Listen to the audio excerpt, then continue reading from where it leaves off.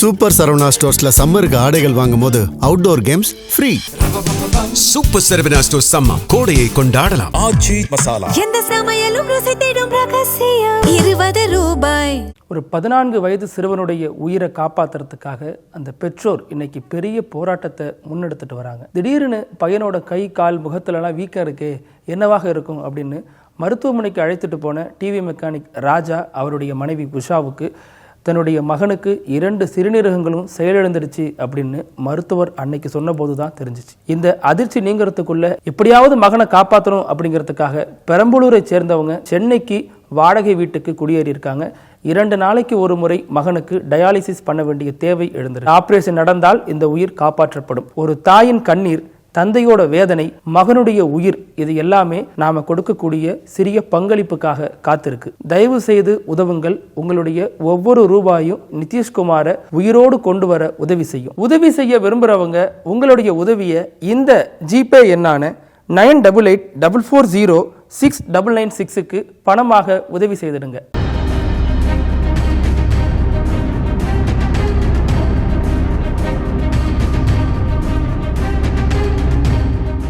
வேலூர் மாவட்டம் பேரணாம்பட்டு அடுத்த பாஸ்பர் பெண்டா மலை கிராமத்தை சேர்ந்தவர் 72 வயதான மூதாட்டி சியாமளா.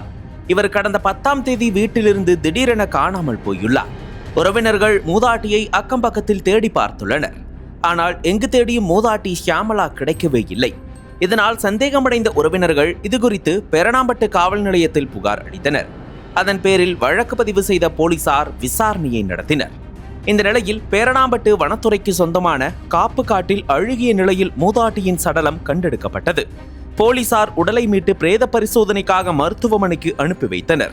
மேலும் உடனடியாக விசாரணையை தீவிரப்படுத்திய போலீசார் சந்தேகத்தின் பேரில் அதே பகுதியை சேர்ந்த 24 வயதான தங்கராஜ் மற்றும் 26 வயதான சூர்யா ஆகிய இருவரையும் பிடித்து விசாரணை செய்தனர். அதில் 2 இளைஞர்கள் தான் மூதாட்டியின் கதையை முடித்துள்ளது தெரிய வந்தது. சம்பவத்தன்று மது அருந்த பணம் இல்லாததால் தங்கராஜ் மற்றும் சூர்யா இருவரும் என்ன செய்வது என்று யோசித்துள்ளனர். அப்போது வீட்டில் தனியாக இருந்த மூதாட்டியை நோட்டமிட்ட அவர்கள் அவரது காதில் கிடந்த 1.5 பவுன் தங்க நகையை பறிக்க திட்டமிட்டுள்ளனர். அதன்படி மூதாட்டி காதில் அணிந்திருந்த கம்பல், மூக்குத்தி ஆகியவற்றை பறித்துள்ளனர். ஆனால் இதனை மூதாட்டி வெளியே கூறிவிடுவார் என்ற அச்சத்தில் அவரது கதையை முடித்து காப்பு காட்டில் பள்ளம் தோண்டி புதைத்தது தெரிய வந்தது. இதனையடுத்து இருவரையும் கைது செய்து தொடர்ந்து விசாரணை நடத்தி வருகின்றனர். மது அருந்த பணம் இல்லாததால் விரக்தியில் இளைஞர்கள் மூக்குத்திக்காக மூதாட்டியின் கதையை முடித்த சம்பவம் பேரணாம்பட்டு பகுதியில் பெரும் அச்சத்தையும் சோகத்தையும் ஏற்படுத்தியுள்ளது.